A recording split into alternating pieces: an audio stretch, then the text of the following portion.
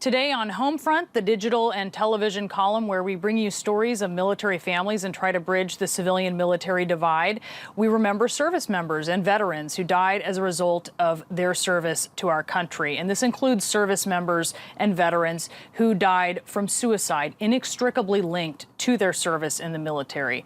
Often on Memorial Day, they are largely excluded from formal remembrance and even throughout the year from informal practices of being remembered because of the stigma that surrounds their deaths.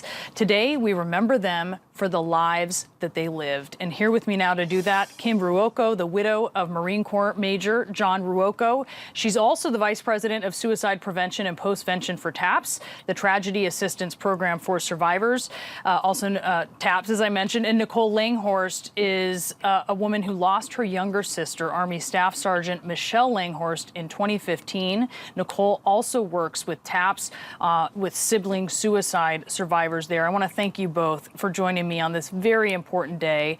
And Kim, starting with you first, you know, we've been talking throughout the week and you've said something that really stuck with me. You said they did not die heroic deaths, but they lived heroic lives. Why is it so important to honor them for that today? Well, gosh, you know, whenever someone dies by suicide, we so worry that how they died will define who they are and wipe out everything that they've done in their lives. And we know that service members have lived heroic lives. They served, they sacrificed, they fought, they had a lot of stressors in their lives, and they really lived heroic lives. So on this Memorial Day, I really want that to be what's remembered, not how they died. And Nicole, you've pointed out that siblings are the forgotten survivors, right? I know Michelle, she was your best friend. Like, life for you was life with Michelle. Your parents actually let you name her after a Beatles song when you were 3. She was in the military police corps. She served in Afghanistan before she was medically retired due to an injury from a training accident. How have you grappled with honoring her? What do you want us to know about her? And how have you dealt with that without letting her death define her? My sister's life is an inspiration to me. As Kim said, my sister signed on the dotted line and served her country fearlessly and with such bravery. And I want my life to be about service to others and instill that hope into other people that you can survive a suicide loss and you can make your life worth a meaning. So that's the message I would like to tell everybody today on this Memorial Day. And I mean, you've really taken that message and run with it for sure, Nicole.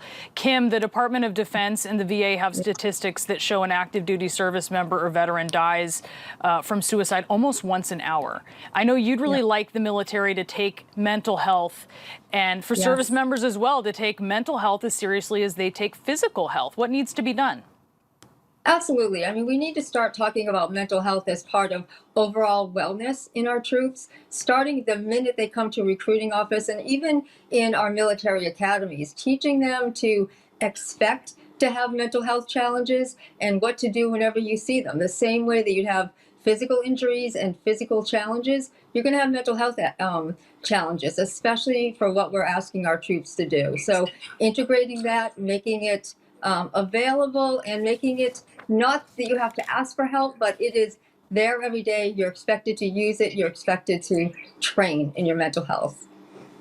Nicole, some of the family members that I spoke with for this story, they said they see service-connected suicide as an injury or illness related to military service. I thought that was something that really, I think, encapsulated how people can better just conceive of this notion on a day like today, on Memorial Day.